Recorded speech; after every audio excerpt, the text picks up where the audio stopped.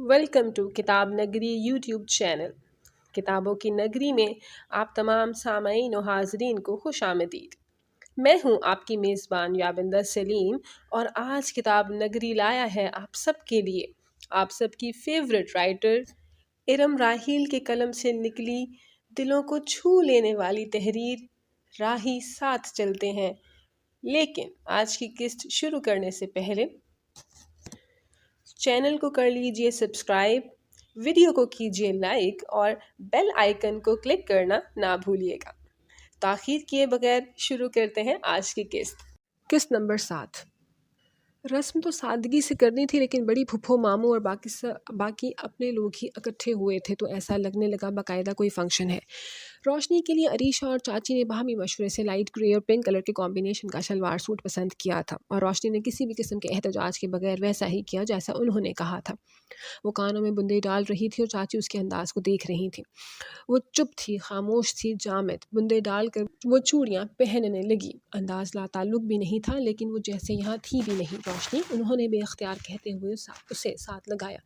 روشنی نے گہری سانس لی اور آنسوؤں کا اندر ہی اندر گلا گھونٹا تھا۔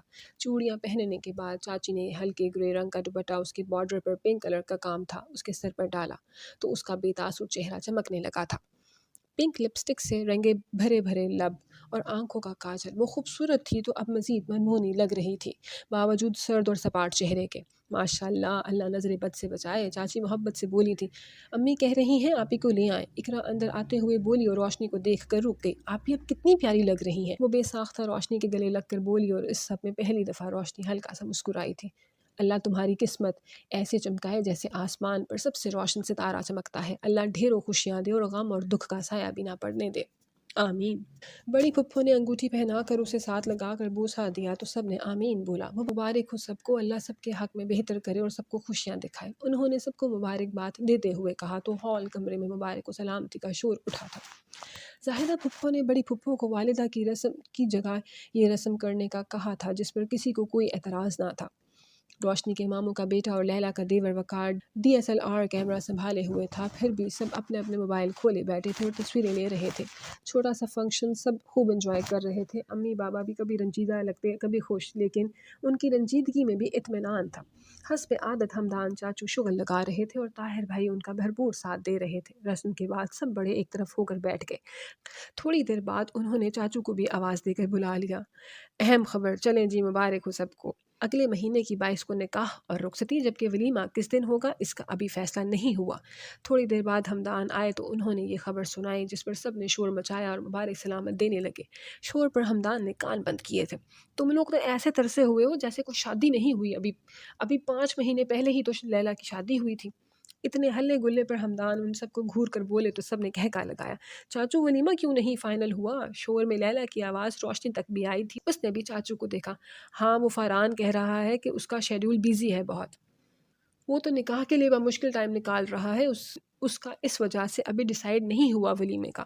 چاچو بولے تو لیلا نے سر ہلایا، پھر وہی سب ڈرامہ، مجھے پتا ہے فاران تم پھر وہی سب کرو گے، تمہیں ذرا پرواہ نہیں ہوگی اور اس اذیت میں مجھے ہی جلنا ہوگا۔ روشنی نے خود اذیتی سے سوچا، وہ سوچ میں اتنی گم تھی کہ اسے معلوم نہ ہوا تیمور بھائی اس کے ساتھ بیٹھے ہیں اور فاران کو ویڈیو کال ملائے ہوئے اس سے بات کرتے ہوئے وہ روشنی کی طرف موبائل کر چکے ہیں۔ روشنی کی نظریں سامنے غیر مرئی نقطے پر مرکوز تھی اور چہرے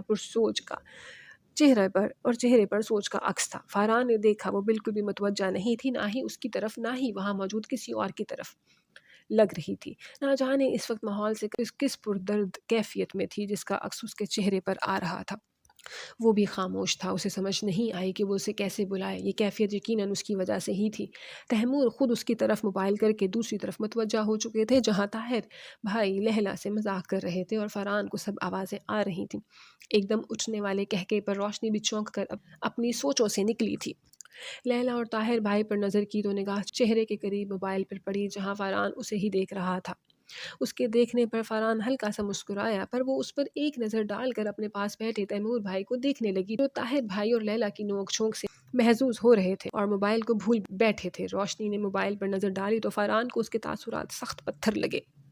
روشنی نے اب کے اسکرین پر آتے لال بٹن کو ہلکا سا ٹچ کیا تو رابطہ منقطع ہو گیا۔ کاش فاران، کاش تم میری زندگی سے، میری سوچ سے بھی ایسے نکل جاؤ۔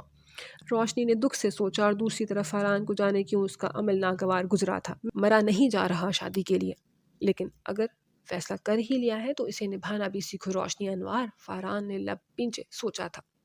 رات کا نہ جانے کون سا پہر تھا اور جانے کتنا وقت بیت گیا اسے یہاں بیٹھے ہوئے۔ وہ رو رہی تھی اپنی بے بسی پر، جانے کیوں رونا آئے جا رہا تھا۔ روشنی، چاچی کی حیرت بھری آواز ابھری، کیا ہوا؟ رات کے اس وقت کیا کر رہی ہو یہاں؟ وہ پریشان لہجے میں بولتے ہوئے اس کے پاس بیٹھی۔ رات کے اس پہر لان کے اندھیرے کونے پر اسے بیٹھے دیکھ کر پریشان ہونا تو بنتا تھا۔ کیا ہوا ہے؟ اس کا چہرہ پکڑ کر اپنی طرف کیا تو وہ مزید رونے لگی۔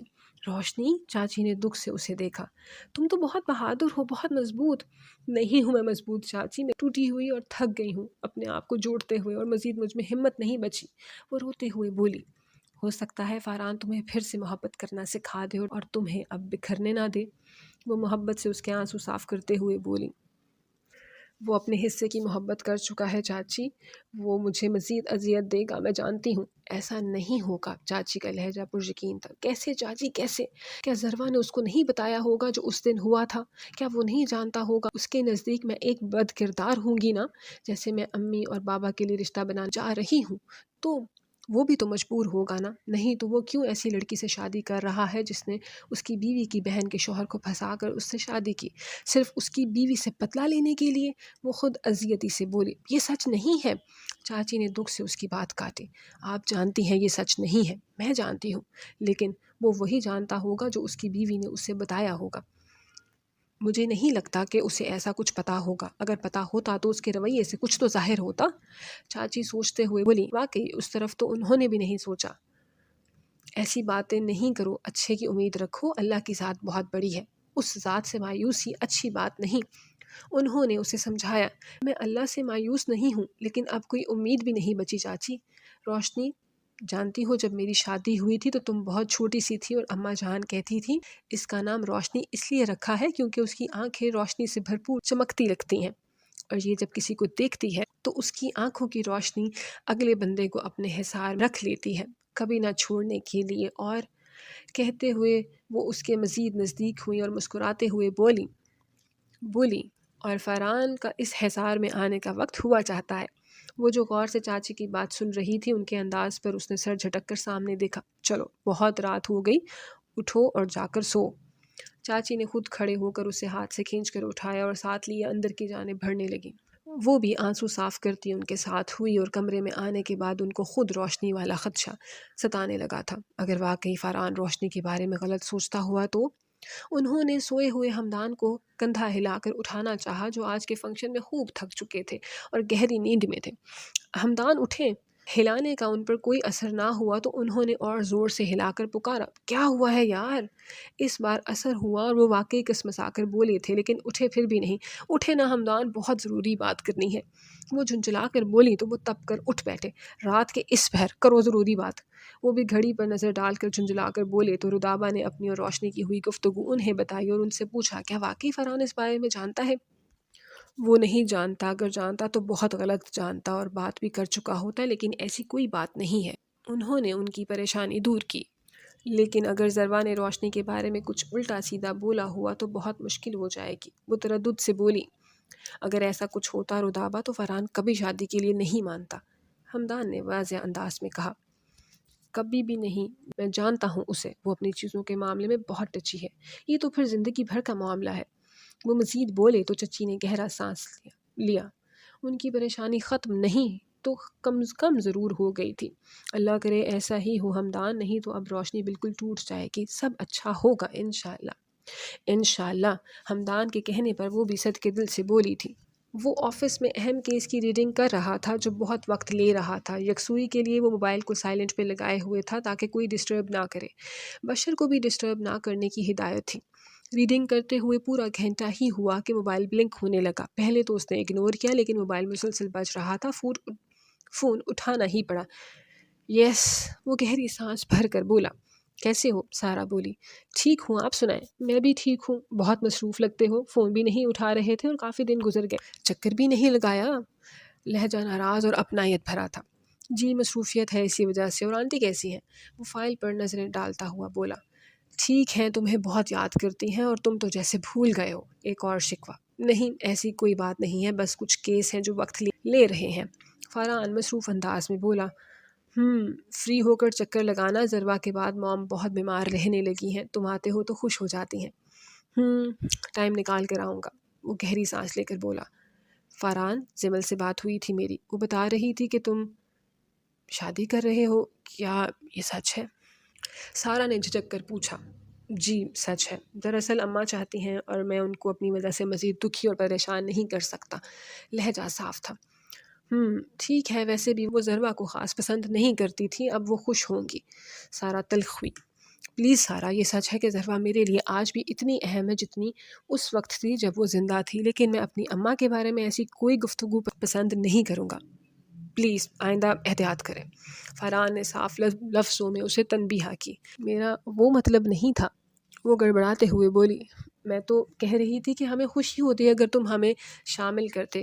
جی ابھی معاملہ چل رہا ہے، آپ کو انوائٹ کروں گا، ویسے بھی نکاح سادگی سے ہوگا، ولیمے کا انویٹیشن آپ کو مل جائے گا۔ وہ ذرا نرم ہو کر بولا۔ ٹھیک ہے، موم کے پاس چکر لگانا اور اپنا خیال رکھنا، اس نے کہہ کر فون رکھ دیا تو فاران بھی سر جھٹک کر فائل کی طرف متوجہ ہوا۔ روشنی نے اسکول سے ریزائن کر دیا تھا اور گھر میں تیاریاں شروع ہو گئیں۔ اس نے کسی کام میں دلچسپی ظاہر نہیں کی۔ ساری شاپنگ چاچی اور اقرا نے کی اور ساتھ لیلا کو بھی بلا لیتی۔ عریشہ جا چکی تھی، اس نے اب نکاح والے دن آنا تھا اور باقی کے دن گھر والوں کے ساتھ تیاریوں میں گزرے تھے۔ پھپھو نے کوئی بھی چیز لینے سے سختی سے منع کر دیا تھا، انہوں نے کہا کہ وہ روشنی کو لے جانے کے لیے آئیں گی بس، لیکن پھر بھی انوار اپنی بیٹی کو حسب توفیق دینا چاہتے تھے۔ اور روشنی کو پرانے دن یاد آ رہے تھے جب وہ 9th میں تھی اور ایک دم اس کے نکاح کی تیاریاں شروع ہوئی تھیں۔ تب اور اب میں وقت کتنا بدل گیا تھا، کتنا عرصہ آیا تھا بیچ میں، 10.5 سال بعد وہی لمحے آ رہے تھے، لیکن اب وہ اس وقت والی روشنی نہیں رہی تھی۔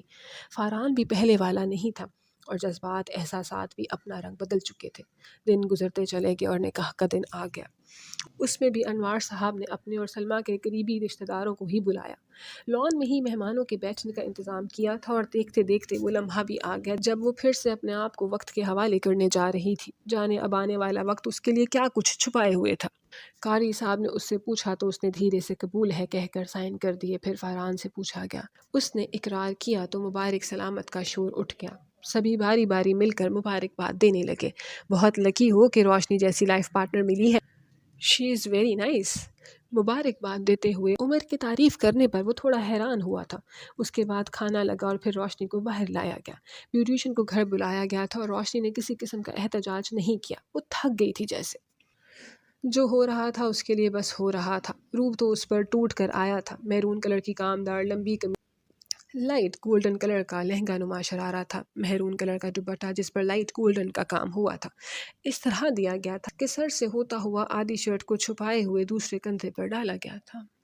چاچی اور اس کی بہنیں اس کو آہستگی سے لیے آ رہی تھیں۔ فاران براؤن شلوار سوٹ میں جس کی قمیض پر ہلکا پھلکا سا کام ہوا تھا، وہ دولہے والے روایتی لباس میں تو نہ تھا پر پھر بھی سب سے منفرد لگ رہا تھا اپنی تمام تر وجاہتوں سمیت، اور اس کے تاثرات اور انداز روشنی سے بالکل الٹ تھے۔ وہ مسکرا بھی رہا تھا اور سب سے بات بھی کر رہا تھا۔ روشنی آہستگی سے چلتی اسٹیج کے قریب آئی تو فاران کھڑا ہوا اور موقع کی مناسبت سے اس نے روشنی کی طرف ہاتھ بڑھایا تھا 2 اسٹیپ چڑھ کر اوپر اسٹیج پر آنے کے لیے۔ روشنی نے فاران کو تو نہیں اس کے ہاتھ کو دیکھا تھا اور آہستگی سے اپنا ہاتھ بڑھا دیا تھا۔ یہ اس لمحے کی مانگ تھی اور وہ سمجھتی تھی۔ فاران نے ہاتھ کو مضبوطی سے تھاما تو وہ اسٹیج چڑھ آئی۔ باقی سب ہوٹنگ کرنے لگے اور تالیاں بجانے لگے اور فاران ان کے شور کرنے پر مسکرایا اور گہری نظر روشنی پہ ڈال کر اس کا ہاتھ چھوڑ دیا جو اس وقت خاموش سی نظریں چکائے ہوئے تھی۔ پھپھو نے آگے بڑھ کر کئی نوٹ دونوں پر سے وارے تھے۔ بہت خوبصورت لگ رہے تھے دونوں ایک ساتھ، سب کی نظروں میں پسندیدگی اور توصیفی جھلکی۔ اللہ جوڑی سلامت رکھے، نظر بد سے بچے۔ بڑی پھپھو بامشکل سٹیج پر چڑھی تھیں، دونوں کا ماتھا چوم کر بولی اور نظر اتاری۔ وقار دونوں کی تصویریں لینے لگا، پھر سب نے ان کے ساتھ بیٹھ کر تصویریں اتروائیں۔ روشنی چہرہ تھوڑا اوپر کرو، وقار نے کہا تو وہ گہرا سانس لے کر رہ گئی۔ بھاری دوپٹے سے ویسے بھی گردن اکڑ رہی تھی، نہ جانے کیسے سیٹ کیا تھا۔ اور جو ہی رخصتی کا وقت آ پہنچا، روشنی کا دل تو چاہا کہ پھوٹ پھوٹ کر روئے، پر آنسو جیسے ختم ہو گئے تھے۔ دل پر بوجھ بڑھتا ہی جا رہا تھا، کچھ اچھا نہیں لگ رہا تھا۔ سب کی آنکھوں میں آنسو تھے لیکن طمانینت بھی تھی۔ انوار، آج سے روشنی تمہاری نہیں میری بیٹی ہے۔ بالکل الچ کی طرح۔ زاہدہ پھپھو نے کہا تو بابا نے اپنے آنسو صاف کیے۔ شاید یہ اپنوں کا بھرم تھا جو بابا امی اتنے غمگین اور رنجیدہ ہونے کے باوجود بھی مسکرا رہے تھے، اور روشنی نے اس وقت اپنے ماں باپ کی مسکراہٹ کی دائمی دعا کی تھی۔ صرف ان کے لیے ہی اس نے دوبارہ اپنی زندگی کو حالات کے حوالے کیا تھا۔ وہ مطمئن تھے تو اسے بھی تسکین سی ملی۔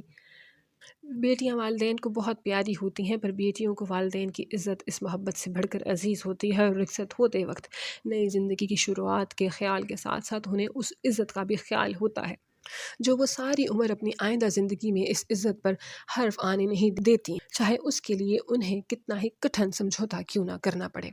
اور روشنی تو اس عمل سے پہلے بھی گزر چکی تھی۔